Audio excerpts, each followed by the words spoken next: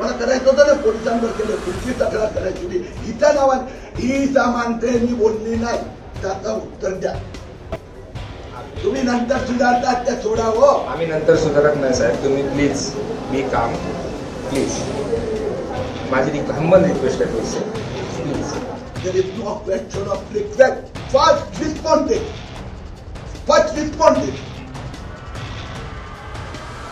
तुमची बदमाशी, तुमचा अयोध्या आम्ही तुमच्या नजरेत आणून दिली, त्याच्यावर एफआयआर घ्यावाच लागणार.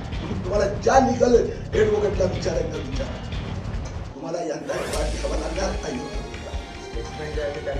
स्टेटमेंट नाही, तुमच्या पोलिसांची स्टेटमेंट का नाही घेतली, काय फायदा घेतला एवढं पण तुम्ही पाहिलं नाही. तुम्हाला हे 1 मिनिटात नथिंग होईल.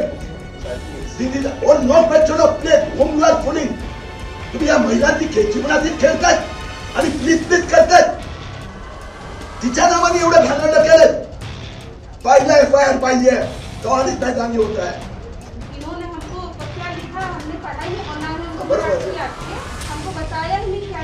बघा आता लक्षात आलं नाव टेक एफआयआर.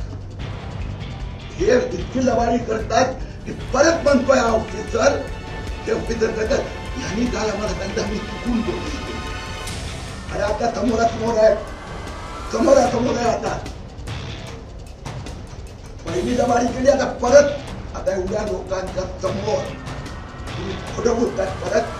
अरे पण ती नाही म्हणते ना, काल घेत होतो सर स्टेटमेंटचा प्रश्न नाही.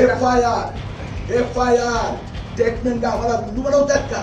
स्टेटमेंट कसलं पाहिजे? एफआयआर तुमचा आयोने चिटिंग केली, फ्रॉड केली, पीडित महिलेला फसवलं, you have to take FIR.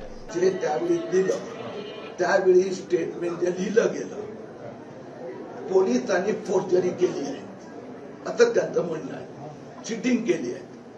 तर त्या पोलीस आयोच्या विरोधात तुम्ही पहिली एफआयआर घ्या.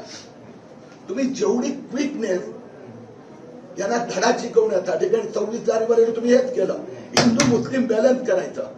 26 जानेवारीला तुम्ही तसंच वागणार. झेंडा तिरंगा कोणी, त्या लोकांनी मारलं त्या पोरांना. आणि तुम्ही काय केलं, त्या पोराचा आणि त्याच्यावर त्यांनी उपसवलं वातावरण. तुम्हाला तिरंग्याला मारणाऱ्यावर उकरणार नाही मी, हेच काय तुम्ही केलं.